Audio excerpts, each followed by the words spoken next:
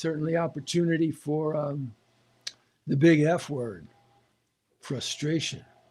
So just noticing, uh, just invite you to go inside, bring your awareness inside with gratitude for the gift of awareness and life and creation and consciousness.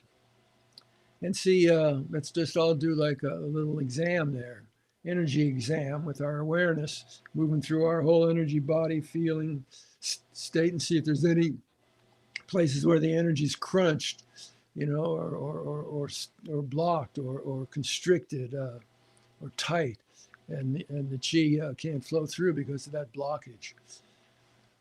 So breathing out also. I can see my stomach's a little tight while Kimberly and I were going through trying to solve these technical things here, difficulties. I was remembering and staying conscious to breathe, soft belly, open heart, peaceful mind, breathing in peace and letting it flow through me.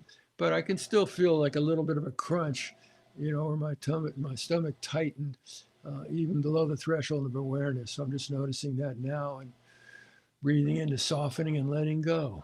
Just breathing into that crunchiness, that constricted energy, and dissipating it, dissolving it, and wherever it might be in your body, if you have any of it, or however you might experience any constriction of your pipes, a blockage of your beautiful golden pipes, that when they're open, the gift of life force, Kapuri, mana, chi, arenda, light, love, energy, infinite, unconditional gift of the universe, flowing in with the breath, flows through our open, clear pipes when there's no cloggage, bringing health and vitality and healing and transformation and inspiration and creativity through the always available to our place inside of us of access to the infinite, creative, divine wisdom, power, the energy flowing into us with each breath. And the value of noticing with the gift of our awareness when we scan through our body energy being, any places where there is any constriction or blockage in the pipes, well, then we're empowered to do something about it. And so we can, with the power of intention and focused attention, receiving that breath, sending it down at where it needs to go, and softening, opening, releasing, letting go, letting go. And as you do that, I'm noticing the noise from the washing machine next to me. So I'm going to go turn that off, and I'll be right back.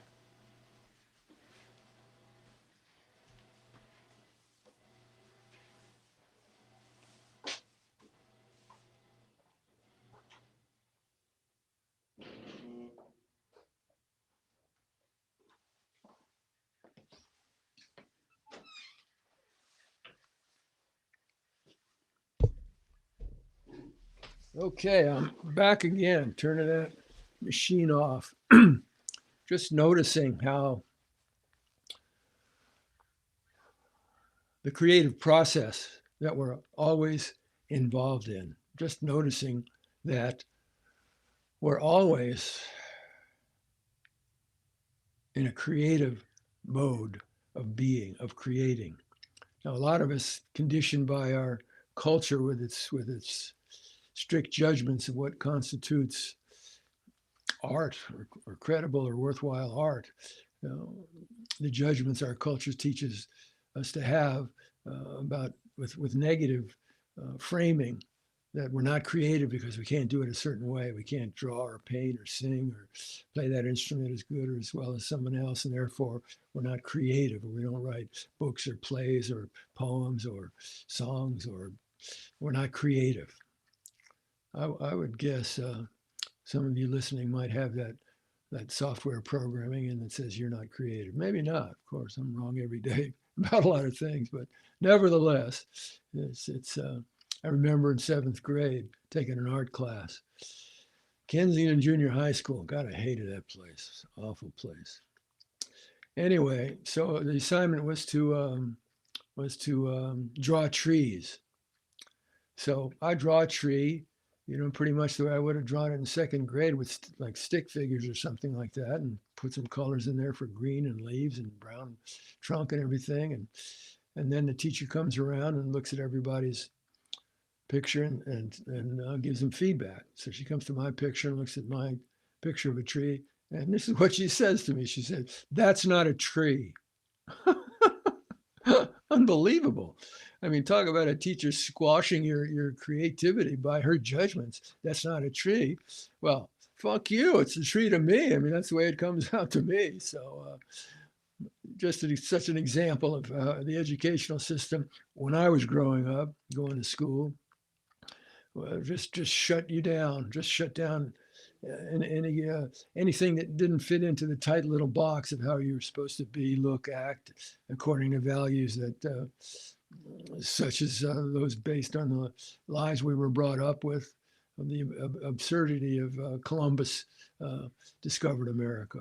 Just an example of what I was brought up with, and I'm not the Lone Ranger here, and how studiously we drew the Nina, the Pinta, the Santa Maria, Columbus's ships, and how heroes they were, and braved the sea and discovered the new land in America. And unbelievable, just unbelievable lies that we need to let go of. But it speaks to the power of story.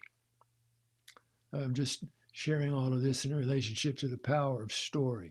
Everything that happens within our inside of our bodies and quote unquote external field, everything that happens is a stimulus. It's an energy expression, a vibrational stimulus, whatever it is. And what the stimulus triggers inside of us unconsciously, below the level of conscious awareness, is a story that our mind creates about that stimulus to give it meaning. And it's that story that's created unconsciously based on past unconsciously conditioned, called software, from the culture, from family, from language, all of which is key determinant about what we perceive and what we see and what we make of it, the sense of that we make of it, which determines our experience. So we're involved in a ongoing creative experience of creating our experience, most of the time creating it unconsciously. But it's impossible for us to not be creative, because every breath that comes in is energy for our lives and activates life forces inside of us. And if we're not present when the breath comes in to make a conscious choice about how to use that life force, creative energy we're being given, it automatically goes to the unconsciously conditioned software programming, which is basically produces pain and suffering because it's predicated on the false belief that we're things, or material things, our bodies, and the totality of our identity is the ego that's connected with that physical body and the stories our egos create. So it puts us into a really tight box that denies the deepest essence of who we are, which is our connection to infinite wisdom, power, creative energy of the universe. The divinity, spark of divinity in us, like in the Hindu understanding, the Atman and the Brahman. And Atman is the Godhead within, and Brahman is the Godhead without. And they recognize the illusion of the separation of in and out. And in fact, they're both the same thing. So the deeper level of our being is a part of the cosmos, energy-wise. How are we made in God's image? That saying that so perplexed me when I was a kid growing up. Not believing in God to begin with at the time, but just the idea that, so if there is a God, we're made in that image, which to me was, the old guy in the white bathrobe on the throne with a white beard, looking down on us with kind of a vengeful eye that if we stepped out of line, we were going to get smacked upside the head with a lightning bolt or something. So rejecting that, and with the help of medicine, many years later, initial journey, had an experience where I did understand how we're made in God's image, which comes back to creativity. God doesn't have an image because God isn't a thing. It's infinite creative wisdom, power, energy of the universe underlying all material form, physical manifestation, the essence of the cosmos, cosmic consciousness, which we're in and is in us. And so that cosmic consciousness breathes life force into us. And we have the opportunity to be consciously creative if we're present in the moment.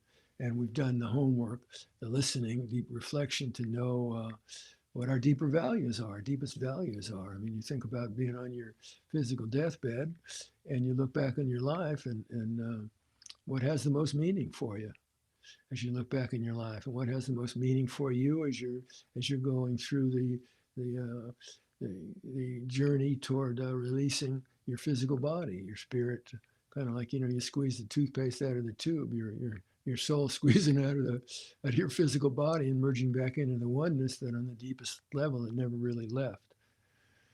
So we're all creative. We're all constantly creating, and may our joining of our hearts and minds and spirits now with gratitude for the gifts of grace in our lives, food, clothing, shelter, safety, community.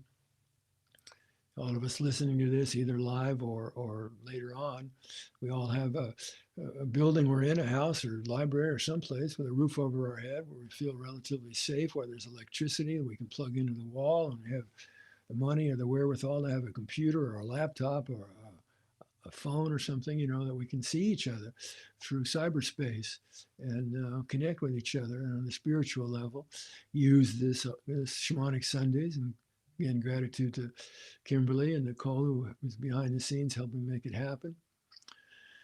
That opportunity to bring our hearts, our minds, our spirits together, breathing together, breathing in the gift that comes to us from the leaves of plants and trees, oxygen, and breathing out and letting go, carbon dioxide, which feeds those plants. It helps them to photosynthesize and create sugar and food in their bodies that animals eat, that we eat the animals, and the great intersecting cycles of Allaha, sacred unity, using our hearts, minds, and spirits to open and soften our hearts to remember, polish up our stardust and remember when we put our attention energy, thought energy into thought forms that are true, we polish up our stardust. So we choose to put our attention into believing, saying and believing. As you hear my words and as you say it aloud with me, I am a sacred, I am, first of all, I am. Gratitude, we exist. I am. I am a sacred, worthy, luminous being, a sacred being created by the wisdom powers of the universe, sacred mystery. And as a child of the sacred mystery, I'm worthy of respect and appreciation and caring and compassion and kindness and tenderness and celebrating the miraculousness of manifestation as a human being in a human body. Sacred, worthy, luminous. The essence of my being is stardust, physical body made of stardust. Our life powered by stardust from Father Sun, who got it from a previous solar explosion and got it from a previous solar explosion, hopscotching all the way back to the beginning of the universe. And so there's a direct transmission of that healing light through Father Sun. And you light a candle, you go outside and you take in some of that light from the sun, and you just sit by the fire. All the same energy from the universe, and it's communicating. It's a manifestation of intelligence. It contains intelligence that's communicating in an ancient language through the vibration of light, helping us to polish up our stardust, wake up, remember who and what we are, what we are, sacred, worthy, luminous beings. And what's the essence of our being? Of love. What's the purpose of the love? For growing it, nurturing it, growing it, helping it grow brighter, stronger, expanding it, and being a channel for it out into the world, for healing of the sacred hoop, for healing of the violence. Think about the people in government making the decisions in corporation and government, military, to inflict violence on other people. Or think about anyone who inflicts violence physically or emotionally, mentally, spiritually on someone else. Violence is hurting, obviously. It hurts. And it's hurting people who hurt other people or animals. They're hurting. People who are hurting, committing violence, are hurting inside, taking out their hurting on someone else. So where does the hurt come from? The violence comes from fear. If you trace the roots back down deep enough, you get to the place of the hurt comes from being treated in a way growing up that was hurtful to you, wounding in some way to the beauty of who and what you came in with as such an innocent manifestation shining in glory from the universe.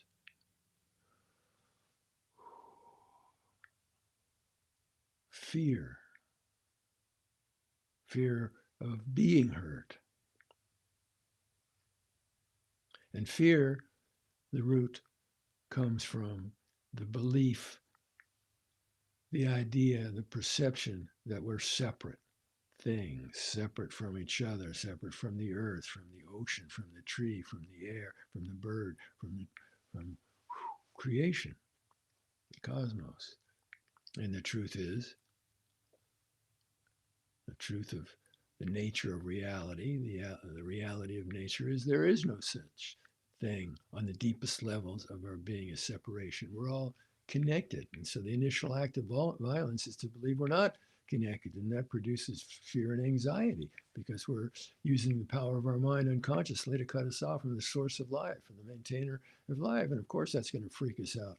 And so depending upon how our culture conditions us to perceive of the threatening other, if that threatening other becomes too threatening, well, then we commit violence to them, take them out and relieve the source. But it just perpetuates the violence. So we have an opportunity joining our hearts, minds, and spirits here because we're all connected, quantum entanglement with totos, with the cosmos, with each other. We all make a difference. So breathing down and softening and opening our hearts, connecting with awareness and communing with the truth that lives in our beating hearts. Polishing up our stardust to remind ourselves that we are sacred, worthy, luminous beings of love that is forgiving, infinite, unconditional. I call it dulce miel, sweet medicine. Gratitude to the bee people who make the honey. Sweet medicine, infinite, unconditional light and love flowing through us, out into the world, going where it needs to go, where the hurt is greatest, where the violence is greatest, where the fear is greatest. Each breath in, strengthening our ability to be a clear, open channel, releasing anything that stands in the way of being a clear, open channel for Spirit's light and love flowing through us and extending it out into the field, extending it out for the healing of hearts and minds and spirits and the waking up and the wising up. So in the recognition of our interconnectedness, we know from the depths of our being that the best way, the most enriching way, the most fulfilling way to live this life that we're given for whatever our time is through love, is with love. Opening, opening, opening, releasing, releasing, releasing whatever needs to go. Opening. A little more space, receptivity, room for the next breath in because of what we let go of. Feeling that flow, that river of life force flow, Kapuri, Chi, Mana, energy pouring into us. enlivening us, strengthening our immune system, all the physical, physiological, energetic, cognitive functions taking place miraculously through the wisdom inside of us, doing things that we don't know how to do. Just think about the fact of the billions of bacteria in our gut biome doing work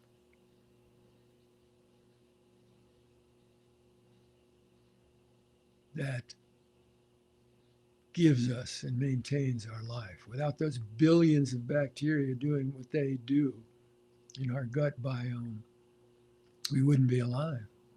So there's a deeper intelligence even in the bacteria and what they know how to do. They know how to be in relationship with each other that produces and sustains life. Gratitude, breathing in the gift of life, letting it flow through us to support the intelligence embedded in us through billions of years of evolution that knows how to heal, transform energy states, access deep inner peace, and vitalize the life force flowing through us. Create high level wellness, to be able to thrive in this life, to meet the challenges that come to us from within, the challenges that come to us from out, from the field, and whatever they stimulate in us, in our reactivity. And if we notice there's fear, constriction, anxiety, depression, anger, sadness, despair, whatever it might trigger inside of us in terms of a feeling state, we can ask ourselves the question, how can I create a response to the truth of what I'm experiencing in a way that grows me in the directions I want to grow?